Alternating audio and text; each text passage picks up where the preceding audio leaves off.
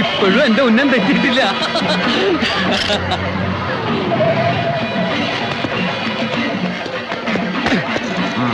താരെന്താ അവിടെ കളിക്കുക? ഏയ് ഞാൻ വെറുതെ ഇങ്ങനെ. പോയി ജോലി നോക്കണോ?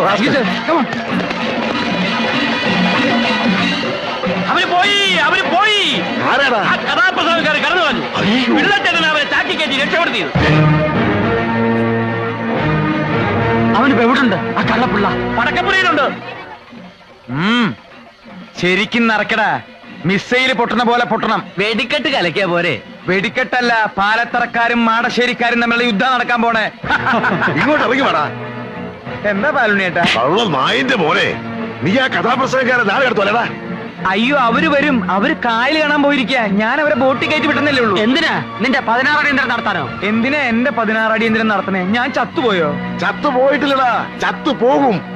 കൃത്യസമയത്ത് മാടശ്ശേരി തമ്പി അഥവാ പരമനാറി എന്നുള്ള കഥാപ്രസംഗം തുടങ്ങിയില്ലെങ്കിൽ നിന്നെ ഞങ്ങൾ കൊത്തി നുറുക്കും. മാസ്റ്ററെ, ഇവനിവിടെ പോകാൻ നോക്കിയോ?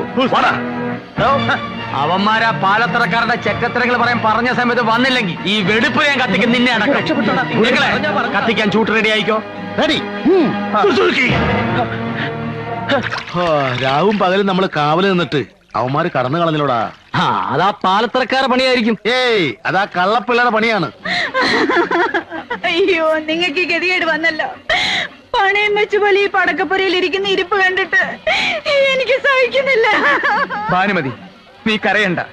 നിന്റെ ഭർത്താവ് രാഷ്ട്രത്തിന് വേണ്ടി ജീവൻ ബലി കഴിച്ചു എന്ന് വിചാരിച്ചാ മതി. അത് വരണ്ടോ നോക്കാൻ? ഇല്ല, അവരിനി വരും തോന്നല്ല.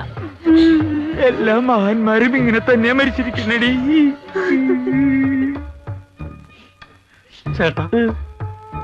ചേട്ടൻ അവസാനത്തെ ആഗ്രഹം വല്ലതുണ്ടോ? എനിക്കൊരു പൂവമ്പഴം തിന്നണം. മധുരമുള്ളൊന്നും കഴിക്കരുതെന്ന് നിങ്ങളോട് ഡോക്ടർ പറഞ്ഞിട്ടുള്ളതല്ലേ? നിങ്ങൾക്ക് ഷുഗർ ഉള്ളതല്ലേ? ഇനി എന്ത് ഷുഗറാടി?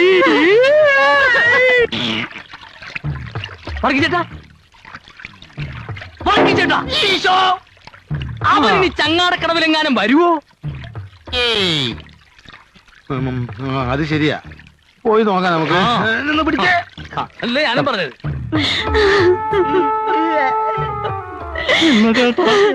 കൊടുന്ന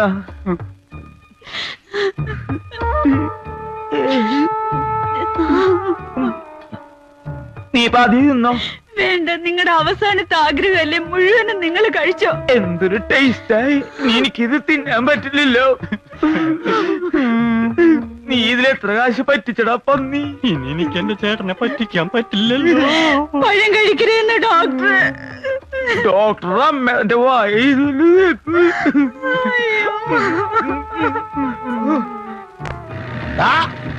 വരല്.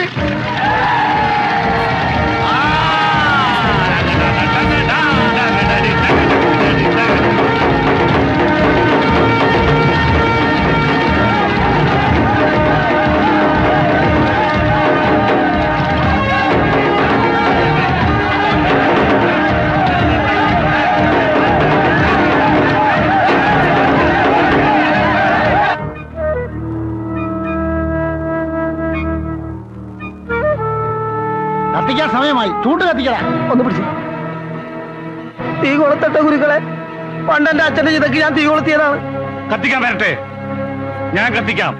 നല്ലപോലെ പെട്രോൾ ഒഴിച്ചിട്ടുണ്ടല്ലോ, ആളി കത്തണം.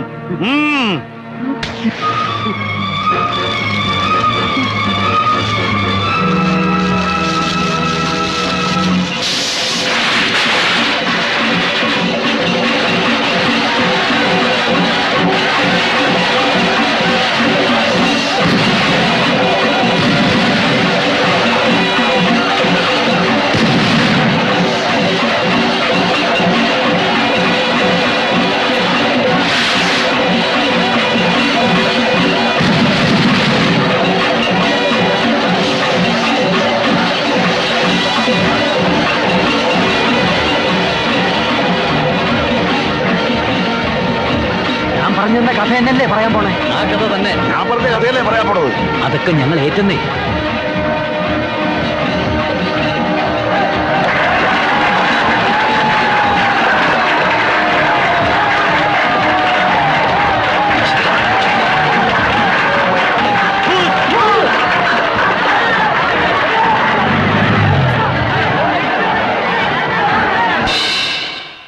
കലാസ്നേഹികളെ, ഗാനഭൂഷണം കൊച്ചിൻ ബ്രദേഴ്സ് അവതരിപ്പിക്കുന്ന സസ്പെൻസ് ത്രില്ലർ കഥാപ്രസംഗം പുതുക്കോട്ടയിലെ പുതുമണവാളൻ. നല്ല ബെസ്റ്റ് പേരല്ലേ? പ്രിയമുള്ളവരെ, കലാസ്നേഹികളെ, ഇതൊരു പ്രണയ കഥയാണ്. ഈ കഥ നടക്കുന്നത് അതിമനോഹരമായ ഒരു ഗ്രാമത്തിലാണ്. ആ ഗ്രാമത്തിന്റെ പേരാണ് പുതുക്കോട്ട. ആ ഗ്രാമത്തിൽ രാജ്യതുല്യനായ ഒരു മനുഷ്യനുണ്ടായിരുന്നു. അദ്ദേഹത്തിന്റെ പേര് മാടശ്ശേരി തമ്പി.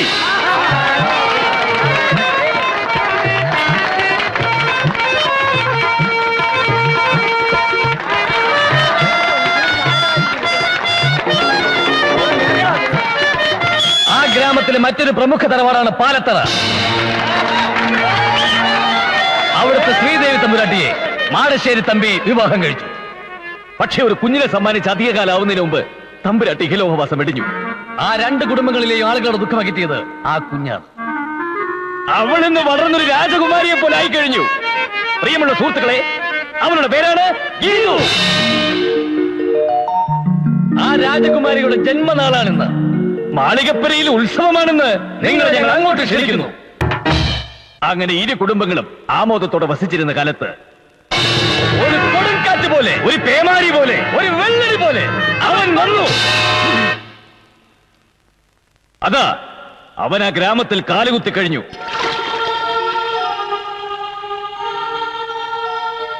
നാട്ടുകാർ അവനോട് ചോദിച്ചു, ആരാ, എവിടുന്ന? അവൻ പറഞ്ഞു, ഞാൻ അനന്തൻ, മാടശ്ശേരി തമ്പിയുടെ മകൻ. ആരുടെ കൂടെ ഒളിച്ചോടിപ്പോയെന്ന് നിങ്ങളൊക്കെ വിശ്വസിക്കുന്ന പാലത്തറയിലെ മാലതി തമ്പുരാട്ടിക്ക് ചതിവിൽ കിട്ടിയ മകൻ അനന്തൻ.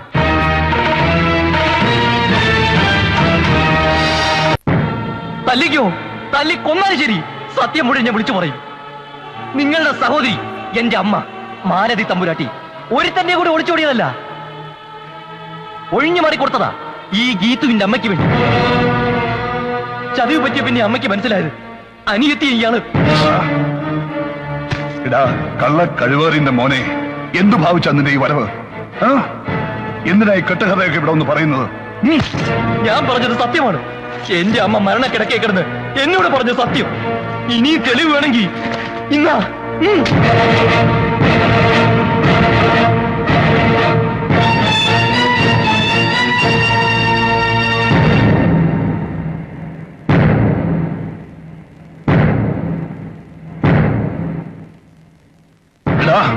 നീ പറഞ്ഞൊന്നും സത്യമല്ല.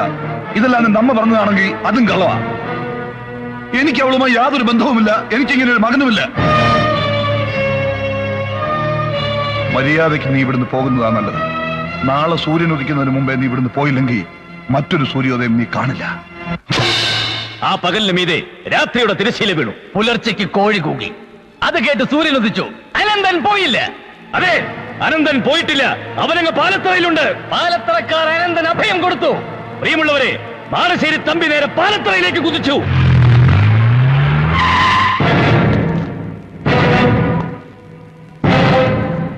അവനെവിടെ? അവനെങ്ങോട്ട് ഇറക്കിവിട്. ഇപ്പൊ മനസ്സില്ലെങ്കിലോ? എല്ലാം ഞങ്ങൾക്ക് മനസ്സിലായടാ. ഇനിയും നിനക്ക് ഞങ്ങളെ ചതിക്കാനാവില്ല. എല്ലാ വൈരാഗ്യങ്ങളും മറന്ന് എന്റെ പെങ്ങളെ കെട്ടിച്ചു തരണമെന്ന് നീ പറഞ്ഞപ്പോ ഇത്രയും വലിയൊരു ചതി ഉണ്ടാവുമെന്ന് ഞാൻ കരുതിയില്ല. ഞങ്ങളെ കുടുംബത്തോടെ നീ ചതിക്കുകയായിരുന്നു. ഏത് കോടതിയിൽ പോകേണ്ടി വന്നാലും ശരിയാ, സത്യം ഞങ്ങൾ തെളിയിക്കും. നീ എന്തോന്നാടാ ഈ പറയുന്നത്? തമ്പിയായിട്ട് ഇങ്ങനെയൊക്കെ ചെയ്യുന്നതിന് തോന്നുന്നുണ്ടോ? നിന്ന് ന്യായം പറയാതെ ഇറങ്ങി പോടാ.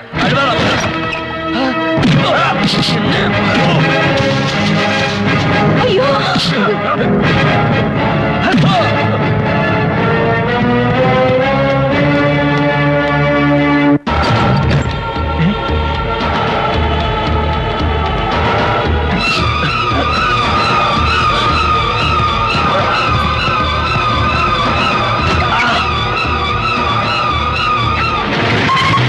പിന്നീട് അനന്തനെ ആ ഗ്രാമത്തിൽ ആരും തന്നെ കണ്ടിട്ടില്ല.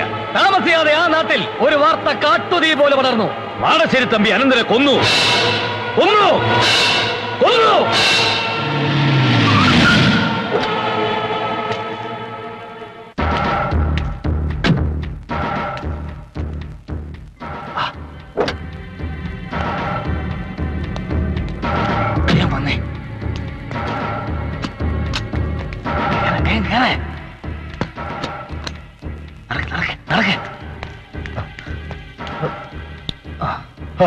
എന്തിനാടാ ഇതൊക്കെ? ഞാൻ എന്തിനാ വിളിക്കുന്നേ? എടാ, നാട് മുഴുവൻ പോലീസാ. നിന്നെ അറസ്റ്റ് ചെയ്യാൻ കോടതി ഉത്തരവുണ്ട്. നീ ഇവിടെ ഇരുന്നേ, ഇരിക്കേ. ഇനിയെങ്കിലും സത്യം പറ, അവനെ നീ എന്താ ചെയ്തേ? അവനെ ഞാൻ അക്കരെ കൊണ്ടാക്കി. മേലാൽ ഇങ്ങോട്ട് വരരുതെന്നും പറഞ്ഞു. എടാ, ഇതൊക്കെ പറഞ്ഞ പോലീസും കോടതിയും വിശ്വസിക്കുവോ? ഇതിലെന്തോ ചതിയുണ്ട്. നീ വളരെ സൂക്ഷിക്കണം. ഒരു കാരണവശാലും പോലീസിന് പിടികൊടുക്കരുത്. നമുക്ക് മുൻകൂർ ജാമ്യത്തിന് ശ്രമിക്കാം.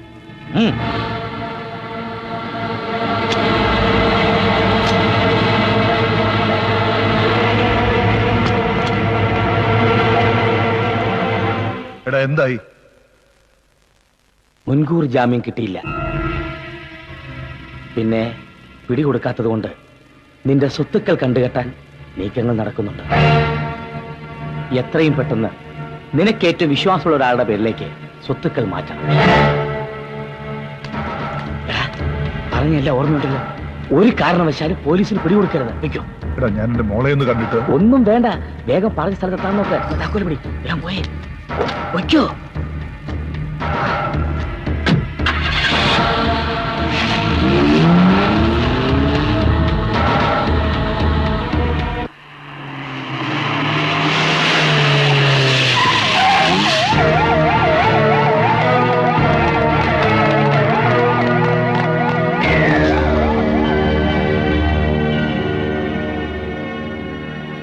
പാലത്തർക്കാർ നിനക്കെതിരെ ഒരുപാട് സാക്ഷികളെ നിരത്തിയിട്ടുണ്ട്. വെള്ളം പോലെ കാശ് ഒഴുകി. പക്ഷെ അല്പഭാഗ്യം നമ്മുടെ പക്ഷത്തുണ്ട്. അനന്തന്റെ ഒരു ബാഗ് ചായപ്പീടികന്ന് കിട്ടി. അതിലവന്റെ വസ്ത്രങ്ങളും ഡ്രൈവിംഗ് ലൈസൻസും ഉണ്ട്.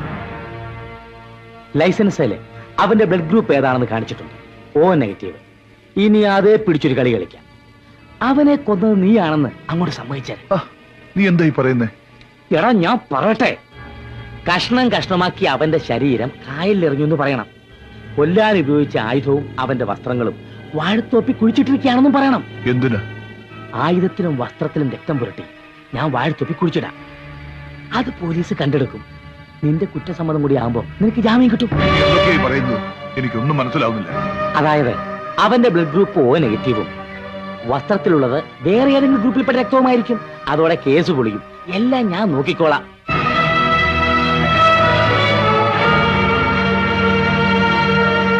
മാടശ്ശേരി തമ്പി കുറ്റം സമ്മതിച്ചതല്ല. മൃഗീയമായ പീഡനങ്ങളിലൂടെ എന്റെ കക്ഷിയെ കൊണ്ട് കുറ്റം സമ്മതിപ്പിക്കുകയായിരുന്നു. ഈ അവസരത്തിൽ ഈ കേസിലെ ഏറ്റവും പ്രധാനപ്പെട്ട ഒരു തെളിവ് ഞാൻ ഹാജരാക്കുന്നു.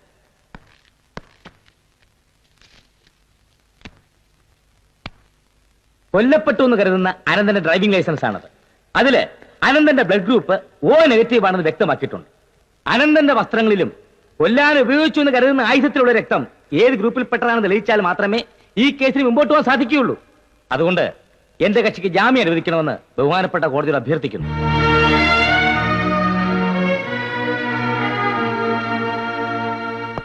ഈ കേസിലെ ഏറ്റവും സുപ്രധാന തെളിവാണ് എതിർഭാഗം വക്കീൽ ഇവിടെ ഹാജരാക്കിയിട്ടുള്ളത്. അനന്തന്റെ വസ്ത്രത്തിലും അനന്തനെ കൊല്ലാൻ ഉപയോഗിച്ച ആയുധത്തിലും കണ്ട രക്തക്കറ പരിശോധിച്ചതിന്റെ റിസൾട്ടാണിത്. അനന്തന്റെ ബ്ലഡ് ഗ്രൂപ്പ് O നെഗറ്റീവ് ആണെന്ന് ലൈസൻസിൽ നിന്ന് വ്യക്തമാണ്. വസ്ത്രങ്ങളിലും ആയുധത്തിലും ഉണ്ടായിരുന്ന രക്തവും O നെഗറ്റീവ് തന്നെയാണ്.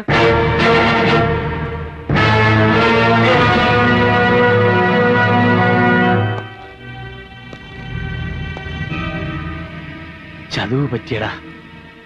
നമ്മൾ കളിച്ച കളി എങ്ങനെയോ പുറത്തിറങ്ങി. നീ അത് ആരോടെങ്കിലും പറഞ്ഞായിരുന്നോ? പിള്ള കാണാൻ വന്നപ്പോ ഞാനത് പറഞ്ഞിരുന്നു. കാര്യസ്ഥൻ പിള്ള മാടശ്ശേരി തമ്പിയെ ചതിച്ചു എന്ന് പറയാൻ കഴിയില്ല. കാരണം പിള്ള ഈ വിവരം കൊച്ചു തമ്പി അറിയിച്ചിരുന്നു. മാടശ്ശേരിയിലെ വേലക്കാരി ഈ വിവരം പാലത്തറയിലേക്ക് ചോർത്തി. അങ്ങനെ വക്കീലിന്റെ പദ്ധതികൾ പാലുണ്ണിയും ശ്രീധരനുണ്ണിയും അറിഞ്ഞു. ശ്രീധര, ഇവിടെ നിന്നും ഒരു കൊടും ചതിയുടെ കഥ വെളിപ്പെടുകയാണ്. അതെ, മാടശ്ശേരി തമ്പിയെ ചതിച്ചതാര്? പിള്ളയാണോ? അല്ല. കൊച്ചുതമ്പിയാണോ? അല്ല. പാലുണ്ണിയാണോ? അല്ല. ശ്രീധരനുണ്ണിയാണോ? അല്ല. അല്ല. പിന്നെ ആര്? പിന്നെ ആര്? എടാ നായിന്റെ മക്കളെ, അവസാനം എന്റെ മുതുകത്തായോ? എടാ, പാലത്തറയെ മാടശ്ശേരിയെ സൂപ്പിക്കാനല്ലേ നീയൊക്കെ കള്ളക്കഥ പറഞ്ഞുകൊണ്ടിരിക്കുന്നത്? ഒരുത്തനെ ഞാൻ വെറുതെ വിടത്തില്ല. നിന്റെയൊക്കെ ശവം ഞാൻ പുതുക്കോട്ട പുഴയൊഴുക്കി കളയും. വെട്ടിപ്പറങ്ങി പോകാൻ നോക്കണ പുല്ലുകളെ. എടാ കൊച്ചുതമ്പി, ഈ കലകഥ കേട്ടിരിക്കാൻ നാണമില്ലേ? വേണം പോവാ. കഥ പറഞ്ഞു തീരട്ടെ, വക്കീൽ എവിടെ ഇരിക്കേ? നിനക്ക് പ്രാന്ത. അരുണി, ശ്രീധരനുണ്ണി, വാ നമുക്ക് പോവാം. വക്കീല് താലിവിടെ ഇരി, കഥ തീരട്ടെ. ഇരിയടോ. അവിടെ ഇരിക്കണോ, ബാക്കി പറയണ. നിർത്താൻ ബാക്കി പറയണ.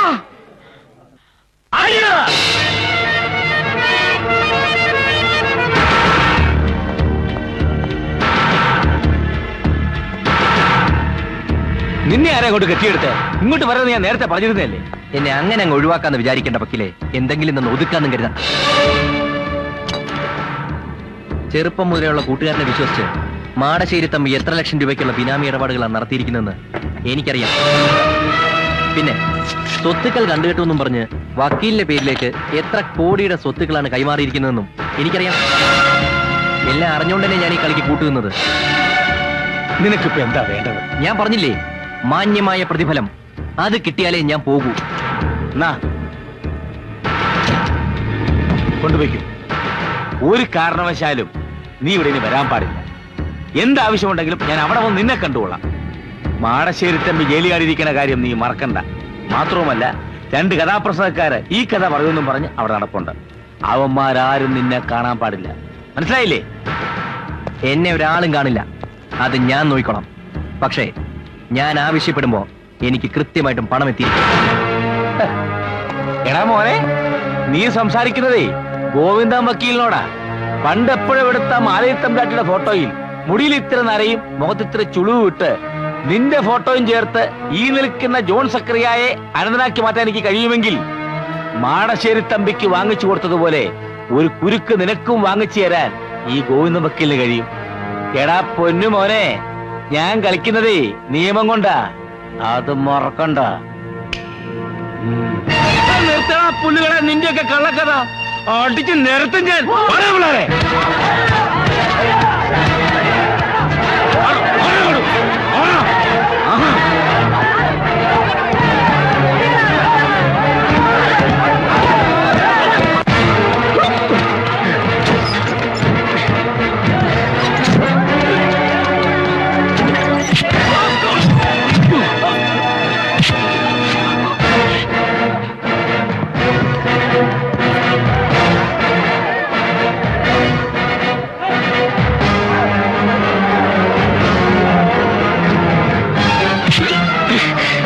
ഇവൻ അനന്തരല്ല, ജോൺ സക്കറിയ. ഒരു കൊലക്കേസിൽ നിന്നും ഈ വക്കീലിനെ രക്ഷപ്പെടുത്തിയ പ്രതി. കൊച്ചമ്പി, ഇതെല്ലാം കള്ളക്കറിയാ. എനിക്കിവനെ അറിയാനേ പാടില്ല. ഇതെല്ലാം പാഴ്ത്തരക്കാരുടെ പണിയാ. അയ്യോ, നീ എന്നെ തല്ലിയല്ലേ? നിന്റെ എല്ലാ കള്ളക്കഥയും ഇപ്പൊ ഞാൻ പുറത്താക്കുവാടാ. അലുണ്ണി, ശ്രീധരനുണ്ണി, ഇതെല്ലാം ഇവന്റെ പണിയാ. അടിക്കവനെ. അയ്യോ, അടിച്ച് നിർത്തലായി നായിന്റെ പോലെ.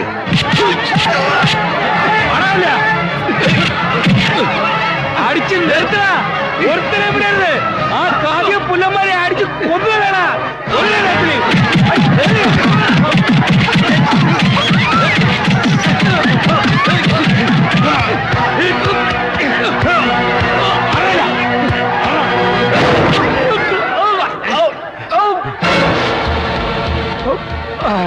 തമ്പിയോ, നീ എപ്പോ ഇറങ്ങി?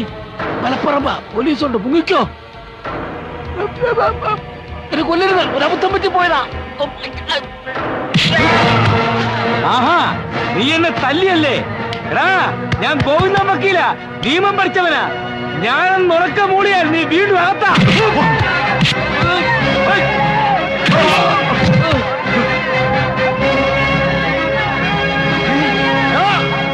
മാടശ്ശേരി തമ്പി, അദ്ദേഹം വന്നോ.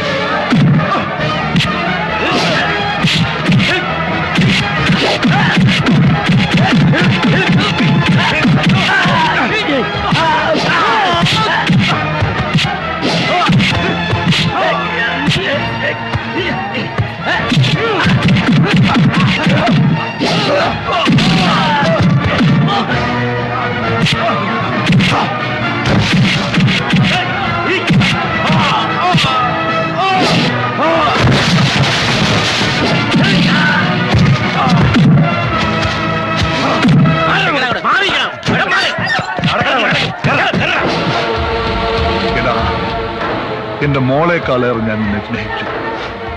എന്റെ ബന്ധുക്കളെക്കാൾ കൂടുതൽ ഞാൻ നിന്നെ വിശ്വസിച്ചു. ആ നീയാ എന്നെ തമ്പി സാറേ, ഇവൻ സാറിന് വേണ്ടി ഒരുക്കിയില്ല ഒരു കുരുക്ക്. ആ കുരുക്കിൽ ഇവനെ തൂക്കാൻ പറ്റുമോ എന്ന് ഞങ്ങളൊന്ന് നോക്കട്ടെ.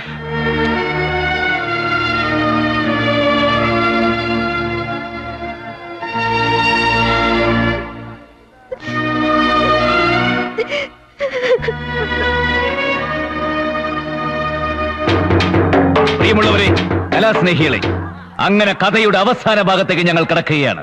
ഇനി എന്തോന്ന് കഥ? കഥ ഇതുവരെ തീർന്നില്ലേ? വാളിയാ. മാടശ്ശേരി തമ്പി നിരപരാധിയാണെന്ന് കണ്ട് കോടതി അദ്ദേഹത്തെ വെറുതെ വിട്ടു.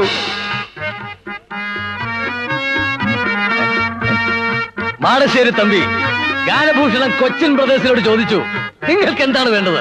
നിങ്ങൾ എന്റെ ജീവനാണ് രക്ഷിച്ചിരിക്കുന്നത്. അപ്പോൾ അവർ പറഞ്ഞു, സാർ, ഞങ്ങൾക്ക് മറ്റൊന്നും വേണ്ട, ഞങ്ങൾക്ക് അങ്ങയുടെ ജീവൻ തന്നെയാണ് വേണ്ടത്. അതെ, അതായത് അങ്ങയുടെ ജീവന്റെ ജീവനായ മകളെ. അതോടുകൂടി ഗാനഭൂഷണം ഗിരീഷ് കൊച്ചിനും ഗീതവും തമ്മിലുള്ള പരിശുദ്ധ പ്രേമം പുതുക്കോട്ട മുഴുവൻ പാട്ടായി.